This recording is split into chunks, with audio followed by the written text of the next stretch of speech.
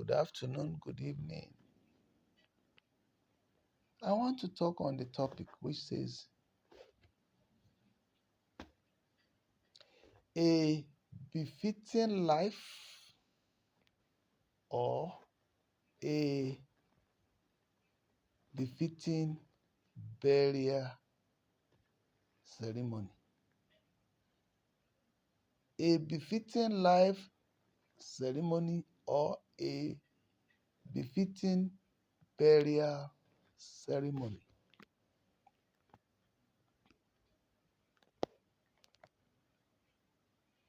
Once again, I'm your friend. My name is Pastor Yemi Omogboyega.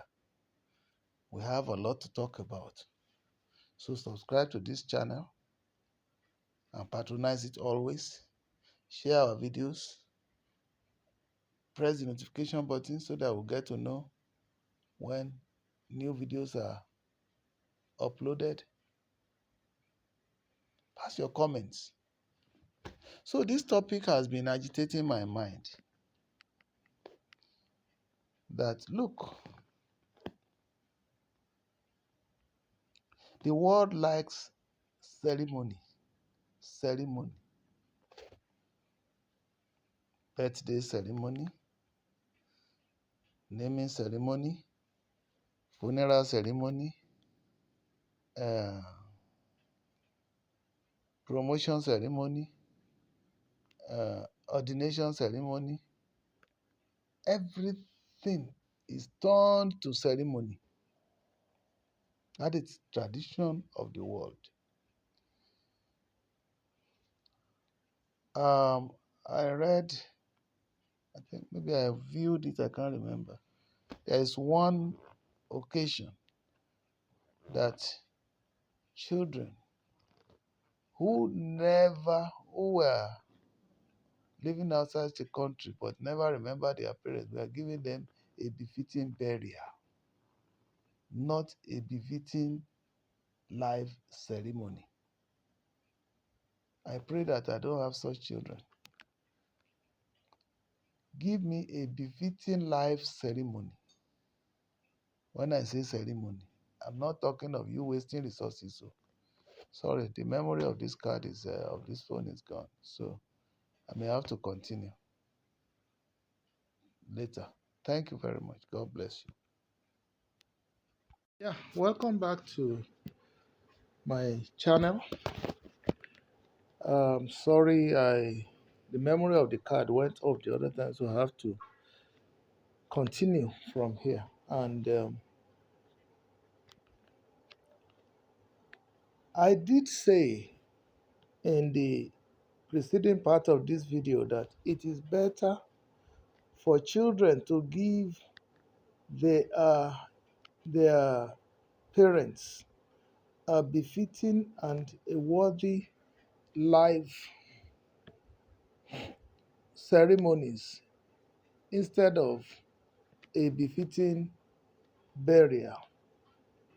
And I was just giving an example as to the fact that I said there were some children who never bothered about their fathers or mothers' welfare when we were around. And they were actually living abroad. They've lived there for several years. They never bothered. Actually, I remember now the discussion was on TVC News. And they were, at the end of the day, the parents died and they started celebrating. They said they were giving their parents befitting burial. And I did say that may God Almighty never give such children to me.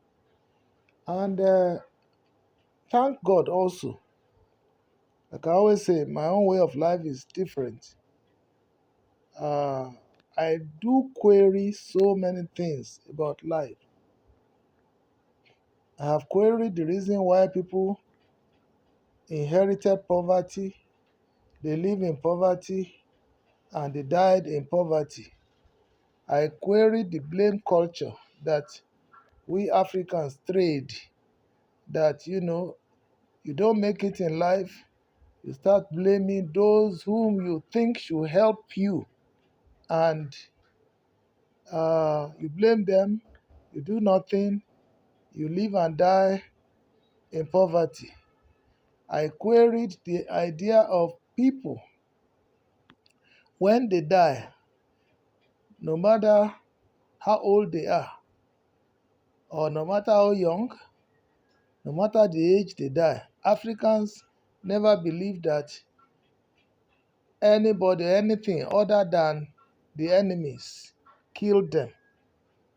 I queried that because I discovered, as an example, a woman died at the age of 120, and the stepmother was accused of being the one that killed, or the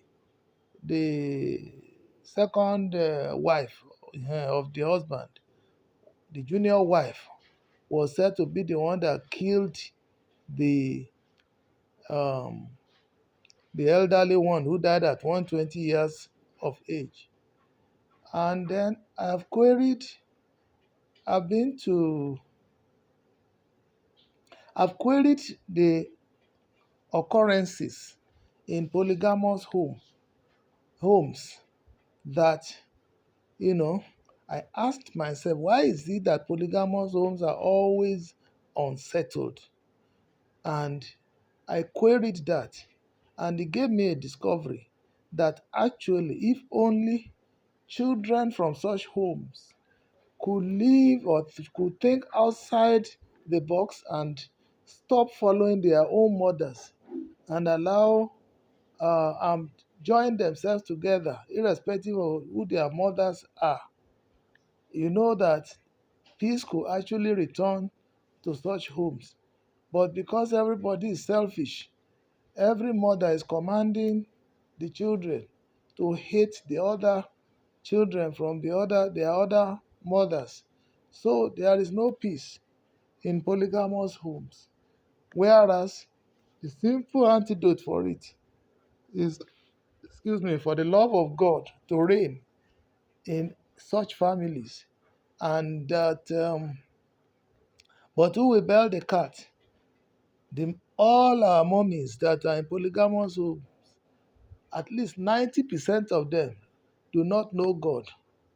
5% may know God, but that um, evil spirit that plagues, the evil spirit of competition, envy, um, discontentment with what you have, and then looking at other people's time and other things will never allow them to even still live beyond the evil sentiments.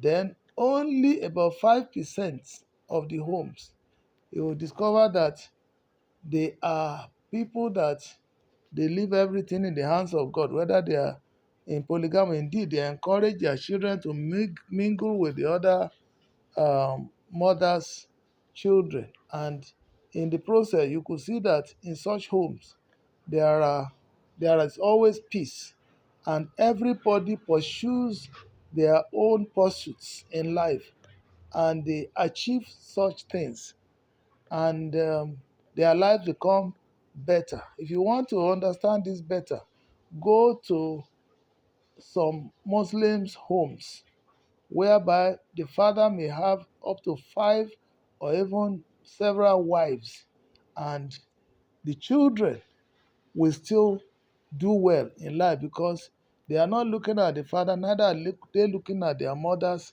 rivalries. All they look at is how their lives will be better, and they will go ahead, they will study, and interestingly, they will help one another. You see, it is our women that poison the hearts of these children against themselves. It is not those ones that are lucky to live beyond such sentiments. You will see such children, in such homes. They will relate to one another.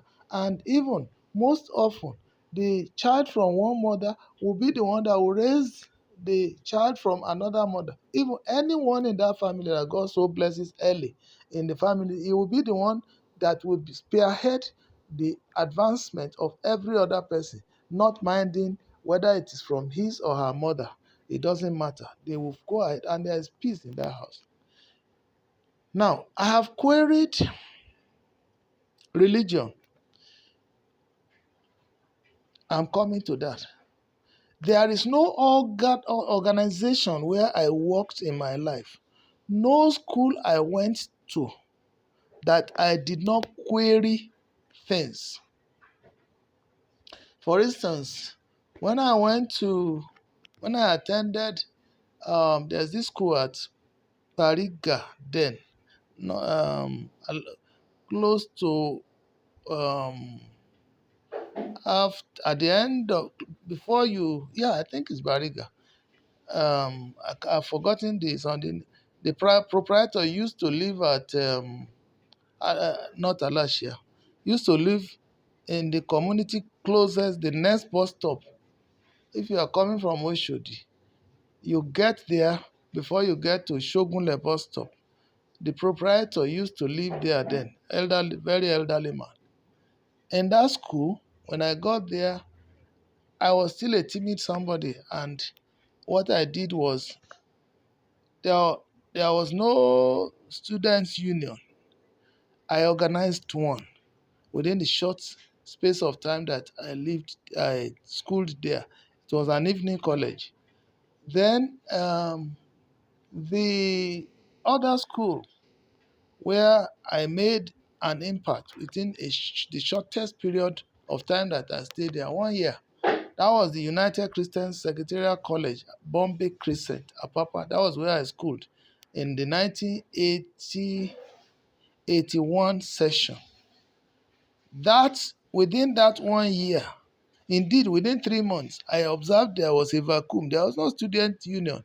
I organized one because I was querying, you know, what was happening there. Because why is it that the school will not have a mouthpiece? Students will not have a mouthpiece, organized mouthpiece that could table the problems of the school, of the children, of the students before the management board. I organized it, and the school management also welcomed it and worked together. And within that 1 year of my stay there, we made good impact. All right, that's me for you. Then I said, there's no organization, that's the educational sector, the one that I've just mentioned. There's no other organization where I worked that I didn't query things. And how do I do it? Because I'm an agent for change. You will see that I will either join the union executive, and when I became a senior staff, I will join the senior staff association. And at the same time, I will be an executive member of the cooperative society. All right? And all these are agents of change in the sense that the cooperative societies in particular, many of us today are looking for, we join, we go and borrow money from LAPO, we go and borrow money from SIP, go and borrow money from, name them, Bomule Lanta. Whereas if 10 of us can gather together and start saving little, little, little, little, and we are faithful, we ourselves, we already have established a cooperative society. And that makes life easier for people because I don't have been to LAPO, I led a group. I've been to SIP, I led a group. And in these groups, I discovered that, the rigors that we go through to get little money. And the money, okay, you wanted to borrow like 10,000 naira. And at the end of the day, you would have deposited one way or the other up to 10% of that 10,000 naira, which like 10,000 naira. If I had that money and I can have little here and there to eat, what is going to be left with me? It means that I'm going to get like 9,000 naira at the end of the day. But if you do it yourself, like I did earlier, I did later, if you do it yourself, you will discover that the rigors you are going through, indeed, in this SIP and other things, you will have to go and get receipts, So some people of you will fake the receipts to be able to get the money because you don't even have the items. In my case, I have the items. So I get the receipts, but I get the money. But I found that people are really suffering, even in these bodies. But if you are faithful and you gather around together and you are contributing, just like the Greenman Bank thing, the organization that, from where Lapo and others copied their experiments from, so life will be better for the society. Then that's about that one. Why put yourself in under serious pressures when you can avoid them? Then the next one is like and it was because I saw this one that I said, okay, let us form a cooperative society, and it is working today. I also saw that, um, in I've just talked about cooperative, and I queried, I want to have an input as to what goes to the that leads to the betterment of the lives of employees in any organization that I worked. And it has really proved to me that, I am an agent of change wherever I go. So at the end of the day, I belong to the unions when I was in the junior cadre, and then I didn't stop there. When I became a senior staff, there is no time.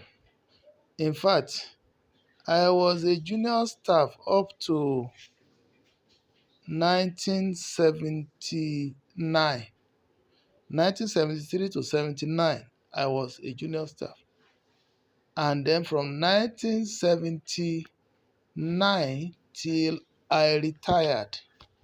Indeed, I became a senior staff when I joined the Manufacturers Association of Nigeria. So, everywhere I was, I am an agent of change. Now, I told you earlier, I said, I have queried religion. And you can see so many things that I discovered that could lead to a better manifestation of the intention, the real intention of God for mankind. And what I queried there are many. But let me give an example. I've always believed from my early days that God had good plans for us. One. And then God is not a hunter. He has not created us for destruction. Two, number three, God has not, I didn't even understand the Bible up to this point, that time. God has not put the spirit of fear in us, but the spirit of peace, joy, harmony, all right, in our lives.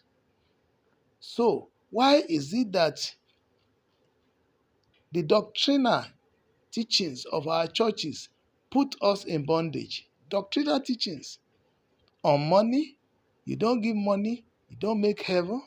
Number two, on programs, you don't attend all church programs, you don't make it.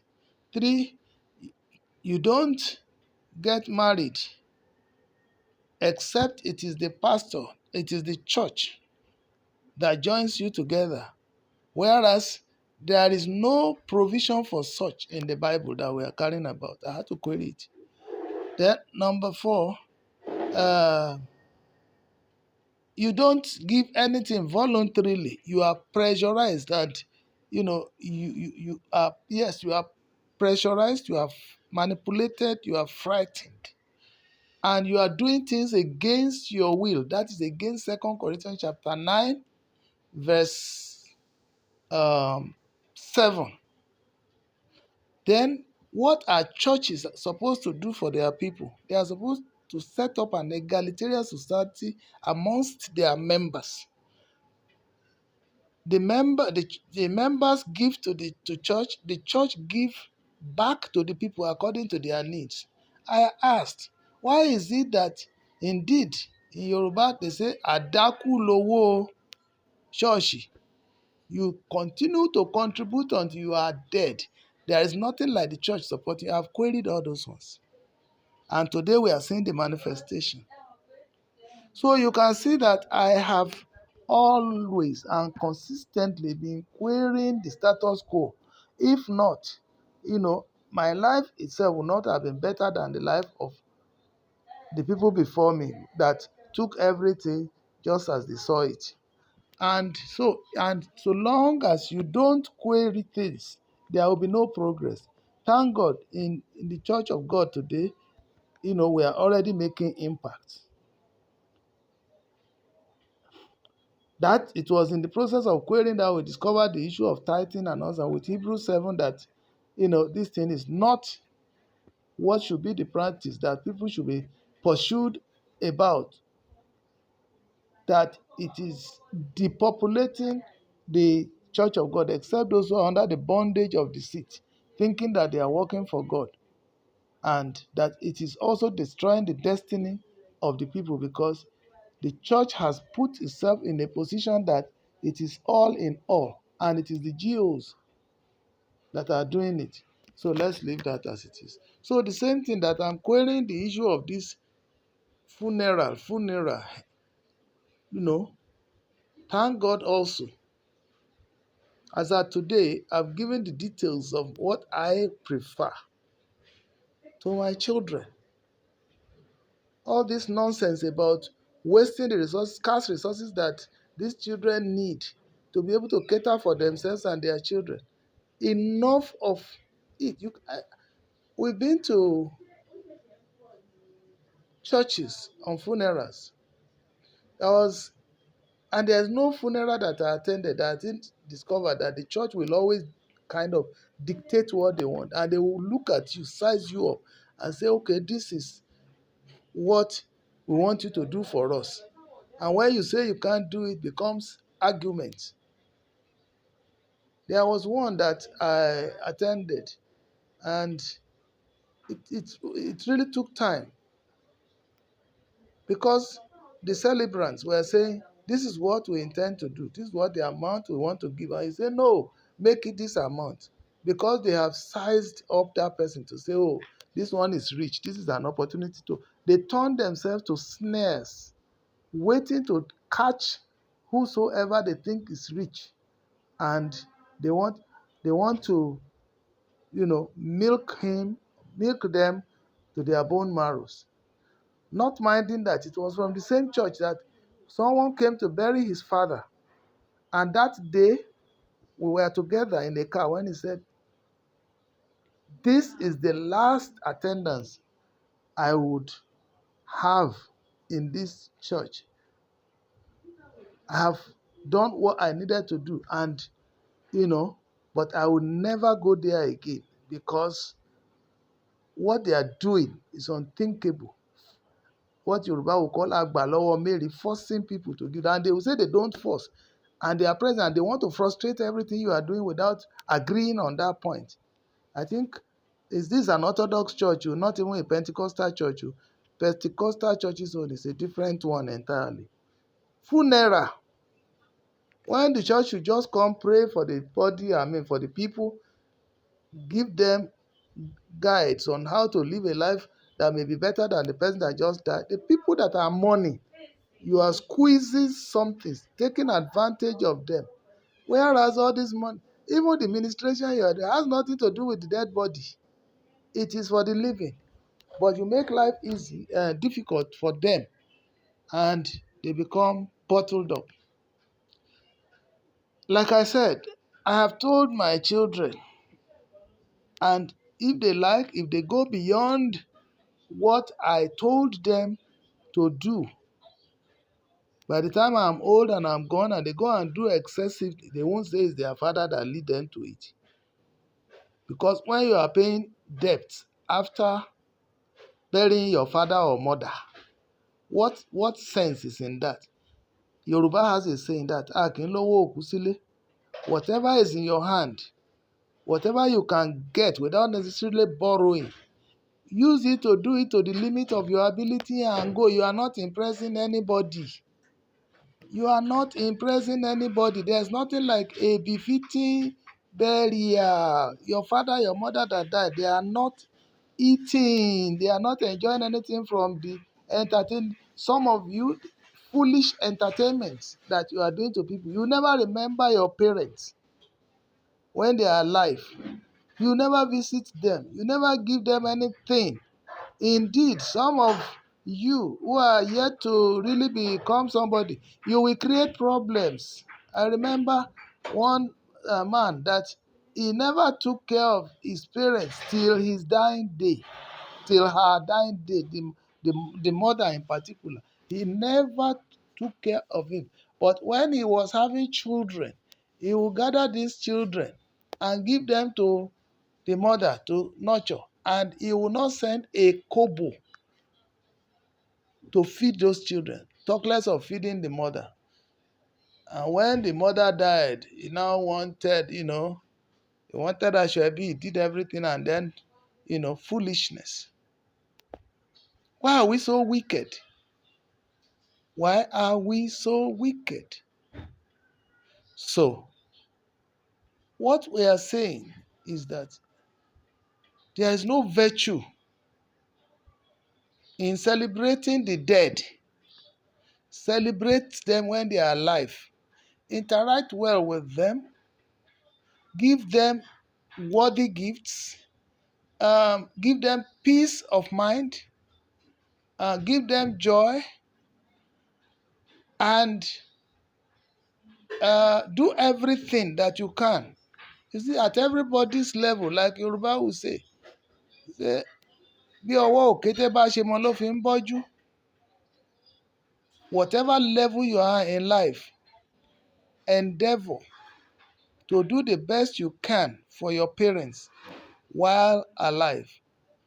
Not that you go and say you are now dancing around carrying your parents' body, doing show off, so that they will see how. And then thank God it's a day of videotaping. Then you now do the video and you are playing the video for the world to see. No. I've told my children, simple burial, whatever is in your hands, do. Not that somebody will lure you.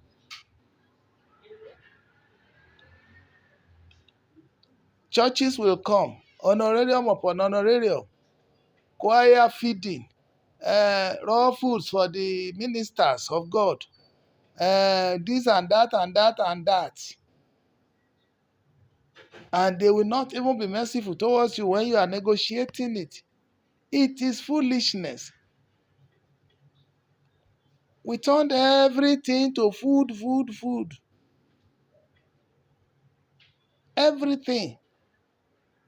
So do what you want to do without necessarily borrowing money. I still won. And you see, if you are so blessed, so richly blessed, why don't you use the money you would have spent on funeral? Spend it upon the living. And even when such funerals are going, the needy, they are there who have not eaten. But you are inviting those who have to eat. You have so much. You invite them because they will give you something. Oh, foolish Galatians, who did this to you? You turned your father's funeral to a business um, enterprise, thinking that people will give you so much money, so much. At the end of the day, go and check all those who did ceremonies. Maybe in exceptional cases, would you find where what they got as gifts is up to 50% of what they spent. That is the category of the rich people, real rich, those who have nothing to do with money but to throw them away. Whereas I remembered, any ceremony you are doing in this world, at the end of the day, put your pen on to paper and check how much you spent and how much how much gain you made. 95% of the occasions of ceremonies, you incur heavy losses. Is it not in this? My Ekiti people, for instance, hey, 1,000, 500, 2,000. You must be so influential. You must be in a particular category before somebody will give you 5,000.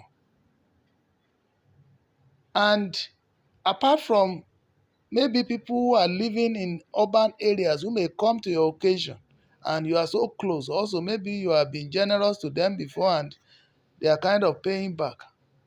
It is people from that category that can give you something like something you can consider reasonable. But when you total it together, if you invite 500 people to an occasion, no, let's even be very modest, 200 people to an occasion, unless you are at the real top, you are your friends or politicians, you are even GOs won't give you anything, rather they will collect your honorarium from you and you will feed their pastors, and they want to bring in many pastors so that you maximize the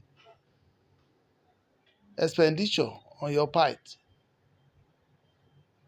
A woman wanted to do something in the church, and the church decided to bring somebody. They said, we are bringing 80 pastors because they are people of influence. And they had to negotiate. This person has to be telling them, the way you look at me is not what it is. This number of pastors you are bringing, it is honorarium, it is raw food and all that. Where will I meet? Is they had to negotiate before they can reach a landing.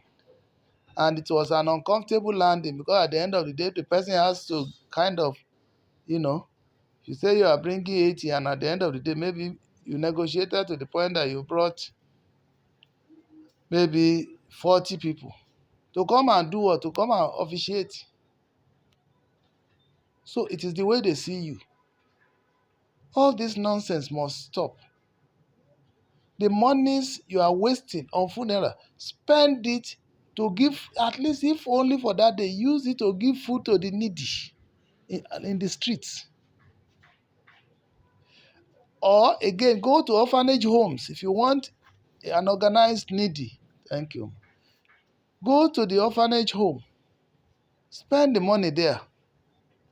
It has, you see, look, you are doing the funeral in the church, but you don't remember what God says you should do. Remember the poor, remember the orphan, remember the needy, remember the widows. These are the people that need this your food, occasional food. You won't celebrate the funeral of your mother again except that you are so religious that you want to be doing annual remembrance day and you call it thanksgiving to God in the church. And the church itself, at the end of the day, after all your expenses, you still do thanksgiving. There is nothing wrong with doing thanksgiving, but you must carry money with it, whether you have it or not. And they will use the opportunity to pass the basket around through everybody in the church so that top-ups will be there. What nonsense. What nonsense. At the end of the day, the administration, you will discover, they will tell you so many things. And the people you are talking to, before the service gets to about half the time, the people have trooped to the entertainment center. They've occupied the seats that you arranged for people that you treasure. Those who are occupying them are people that you don't even know. You need boxers, you need policemen, you need boxers, you need security agencies to chase them away, or bouncers, not boxers, bouncers. You see, all these crazy things, to me, it's crazy. Why can't we do as little as we can? Devote these monies to do the needy, those who have not eaten. Devote this money to those children who are brilliant and they are in schools, they can't pay their school fees. Institute educational foundations.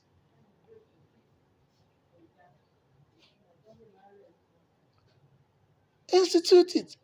I know that there will be always people like this, and that's why you are there also. There will always be people like you that will support these people at one time or the other, and it may be a meaningful support. Nothing you do during such occasions that will not be something that God will value. When you are feeding the orphans or you are feeding the people along the streets, those people who have no means of livelihood, and you are feeding them, you are laying your treasures in heaven. But because you are looking for that people will give you so much money, then you to yourself you become the church that you budgeted that if you spend 5,000, because of that you go and put ashoebi. The ashoebi they are selling at 3,000, you say it's 10,000. All these things we are doing also goes for wedding, excessive things. Whereas ordinary wedding, you just the parents and the couples to be, a few people, you do your wedding, you go. Traditional wedding is the one that is recognized by God. You can come to your church and do thanksgiving. If you have anything, then voluntarily, not that the church will tell you uh, your amount is too small or something, or not that the church will put a basket down. People should be dancing around it so that it can filter those who didn't put money down. Today, people are not even worrying again. They will dance around your envelope and put your envelope back the way you give it to them. Face of deceit everywhere, because you want to compel them to do what they want. They don't have the capacity, or they are not willing to. Did you not read Second Corinthians chapter 9 verse 7 that says anything you want to give must be purposed from your heart?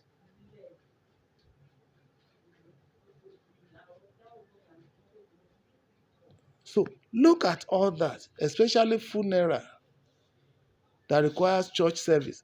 I remembered when my late brother died. In fact, there had been a warning to us when the wife died. The daughter of the wife is working in the church where in a church where my brother belongs. But my brother is not a church goer, and that was recorded for him anyway. And when the wife died, he now wanted the church to come and conduct funeral services. Because my brother was not a church goer and the wife too, by extension, they were reluctant. Indeed, they did not even come for that funeral because they are not card carrying members. But you know that even by extension, the community you are, is it too much for you to do that one as a CSR? They even want that, look, we are talking of the mother, to be fair to them. Eventually they said, okay, we will come. We will come. But we warn that let the husband know that, let the husband know that when he died, that the church will not come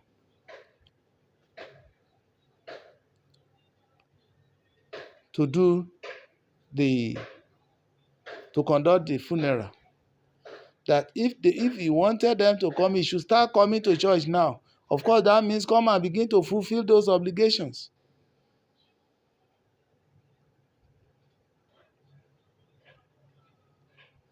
And even though they finally said we will come, but because of that warning and all that, even by the time they got home, a church offered to conduct that funeral without any condition attached. So the people that are threatened, the church that threatened, was not allowed to do it. Then, when the husband now died, Who will ever go there to say, come and do it, when they had already warned? And in this same church, when your parents die and you want to bury them, apart from all those conditions, what they will add to it is that the amount that your father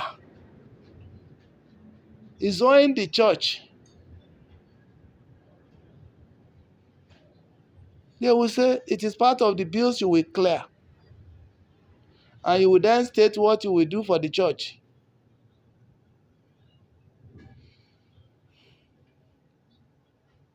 What a nonsense. You discover that the church has become something else. And it is the church that is encouraging these things, because they made you believe that if your parents die and you didn't come to church, your parents will not go to heaven. The Bible has said it. It has said it. Once it is appointed to a man to die, after that is judgment. If whatever will take your father to heaven, if he didn't do it before he closed his eyes finally, the issue is between him and his God. No amount of payment in arrears to the church will recover his salvation for him if he refuses to be saved while alive. No amount.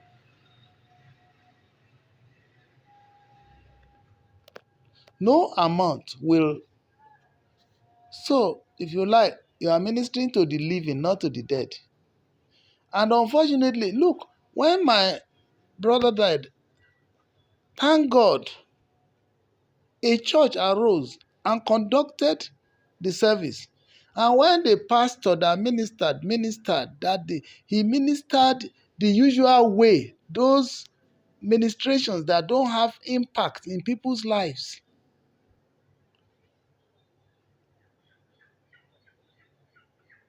I allowed him to finish.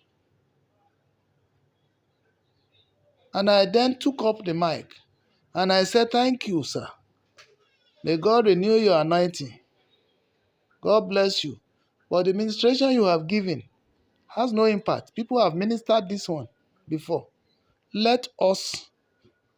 And I spoke for about 15 minutes and I told them, those of you who have run away from your churches,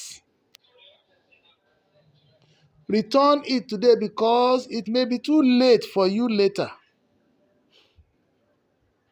And the church has already shown you here, if you are not contributing money when you are alive, we won't conduct your funeral. It's not as if they are giving you money. It's not as if there's any money the church is giving to your family to even help you on the family funeral. It is that, because you are not a financial member. Did Christ do that? Did Paul do that? Did the disciples of Christ do that? They will say, now I told them, those of you who have run away, the reason you must go to God is when you go to church, you will remember God. You will be closer to God, most likely, because through the message that the men of God will be ministering to you, something is likely to change for the better in your lives. And those of you also who because of money run away from the church of God, God does not need your money. You only need to be faithful. Give whatever you purpose in your heart to the church of God.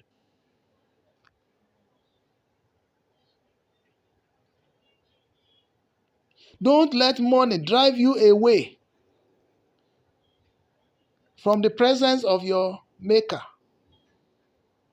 Because when you leave here, you are going back to Him and you will account the money you are hiding that you don't want to give to the church voluntarily. Somebody else will take it and then you go and account for it also in heaven. Never allow the deed of anybody to drive you away from the church of God. And I seize the opportunity to touch on the tithe. I know many of you are running away from the church because of tithing. Go to that church. Go back to that your denomination. Don't pay the tithe. Tithing is unscriptural as far as the New Testament is concerned. Don't let anybody quote Luke 11:42 for you, that the Bible says you should still be paying it. It was so then, up till then. But thereafter, when Christ died and rose, no more tithing. It's not a condition for you to make heaven. Don't be manipulated to pay it. Tell your pastor, I am not paying. I know they will not make you deacon, they will not make you APs, assistant pastors, they will not make you bishops. No, that's not what heaven is all about. Heaven is about the salvation of your soul. Heaven is about the deliverance of the oppressed. Heaven is about you making heaven. It is not something you pay for. The grace of God brought you there. The New Testament, the new covenant that Christ brought, according to Hebrews 7 verse 22, that he suretyed himself, swore by his own name, is what guarantees your heaven. Forgiveness is there. Grace is there. For mercies. We are in the dispensation of the Spirit, not in the dispensation of the law. Even the people to whom the tithes were paid that time, the Levites, they themselves did not pay tithes of tithes. That's why Malachi 3:8-10 came together. The monies that were paid to my house as tithes, you are supposed to pay 10% to put the money in the storehouse, to put food in storehouse so that the poor can feed from there. You collected these monies, you didn't pay. And God rebuked them. That's what they are using to threaten you today. So don't listen to them. Don't pay. Let your children know God from youth, and even at home, train your children the way of the Lord. Proverbs 22 verse 6, train them. Don't let them become antisocial miscreants in the society. Give them good education. Give them sound word of God. Be their pastor and lead them to the right path.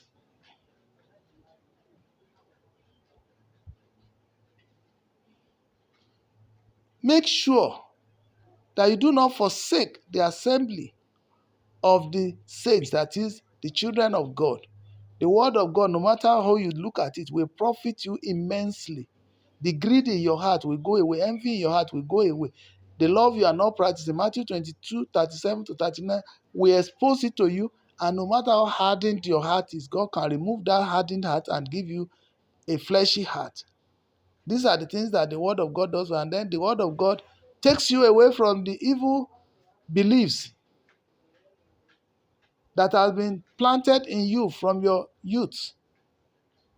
You are doing business.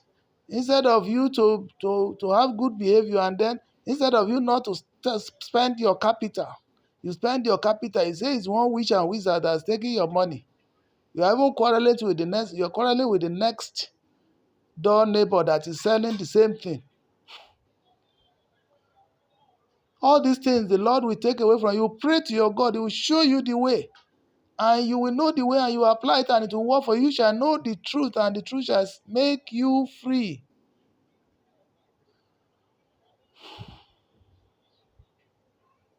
And by your fruits, you will be identified. You will demonstrate love instead of hatredness to people. These are the messages that the church will teach you. Yes, there's need money for structures. That's why Bible says people should give, but it should be voluntary. Purpose it in your heart. You don't need to be ministered to say that the seat you sit upon is made. The seats are made with money. The fans that are blowing you, they are bought with money. The ministers that are ministry, they should eat. Though we told them, the lazy ones that went in there, thinking that the church will be feeding them, the handwriting is on the wall now. That people should have something they survive on, not just ministry. If you want to be a professional minister, you better be as creative as Rick Warren. Be as creative as Daddy Adeboye. Apart from the tithing thing and first fruit and all these ancient things that they gather together to be making money, every other thing they did, they are good because they are enterprising in nature. Businesses all over the places, books all over the place, selling tapes of the administration, selling books that they have written. They are all good. They are creative. Or they did it to the point of greed. When you begin to say, God said you should do what you don't do. What he didn't, when you say what God did not tell you, and you say God told you, then, that's promoting your own problem. And you can see now, you can imagine if these people don't go into all these excesses of frightening people, of threatening people, of cursing people, of abusing people, of manipulating people, of cajoling people. Today, there will be matters. But look at how these GOs are being ridiculed now because God is exposing their weaknesses. And it's all for greed, for gain. God is removing all that now.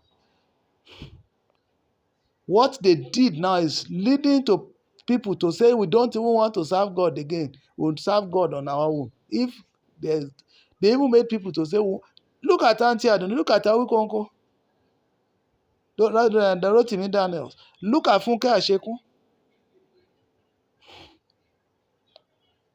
The movement now is that let us concentrate on love, truth, and humanity.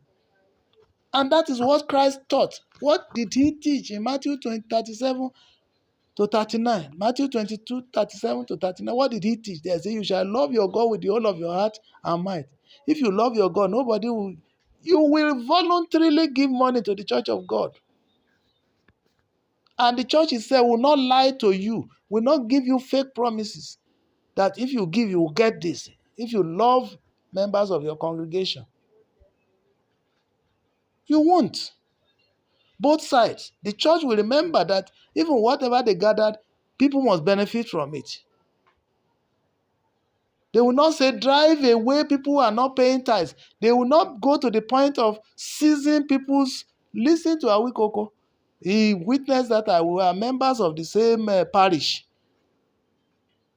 even though we don't know ourselves. They seized people's one leg of everybody's shoe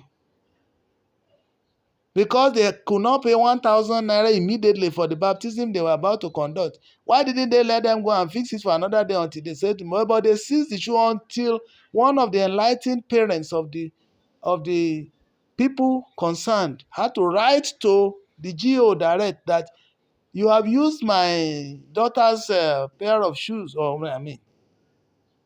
one leg of my daughter's shoe, that nothing must happen to to my daughter. Shame. That's how bad the church has become. Anyway, let's leave it at this. What I'm saying is this. Funerals should be done moderately. Funerals should be conducted the way you, the bereaved, want it conducted. Funerals should be done without conditions being imposed to you. It is good that you are a member of church. Imagine this. They say your father was owing some amount in the church. What did he purchase? And they say salvation is free. What did he purchase? He didn't have the capacity to pay that money. And they say you should pay. Don't pay. Invite ministers of God from elsewhere to minister to the living, not to the dead. Your daddy's body that they are placing value upon has no value anymore. The dead, only the dead shall serve the God, shall serve the Lord. Even their dead body has no value before God. Talk less of before man. The value that the dead body has before man now is to smell. If you don't take care of that, just clear the thing and bury the thing. The deed of the dead will follow him. The deed he did when he was alive will follow him to his grave. So don't pay any money in arrears. If he could pay it, he could have paid it. And those of you who didn't feed your parents when they were alive, and you are now paying the debt they owe the church, hypocrisies. Don't. Let them accept you the way you are. If they don't, then leave their church. That body will just smell over everybody. Just go and bury that body. And culturally too, there are a lot of traditions. Ẹran léyà, the goat for the mother side, the goat for the father side, the goat for the whatever, ẹran balùwẹ̀, ọ̀pá in Ekiti, we know all that. They've laid it off as a standard. Let the people do what they can afford. And it will take you, the new generation, to resist all these things that makes life difficult for you, and then you run into debts, and then your father did not pay the debt of the church. And when he's dead, you will now be paying the debt that you incurred in his funeral. What a foolish thing. If you can afford it, do it, so that they won't say you are a pauper. Because I know they will tag you. Not that you are afraid of their tagging. You do it because you just want to shame them.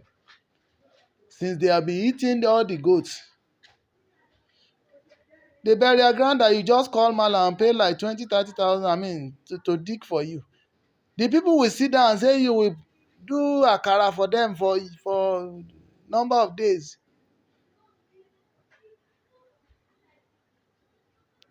There is need to entertain those who do those things, but not that they should impose heavy conditions that you cannot meet on you. Negotiate it. God bless you. Make sure that you no longer remain a fool after this message just because you are burying your parents. Have a wonderful day. Please share. Let those who didn't know know.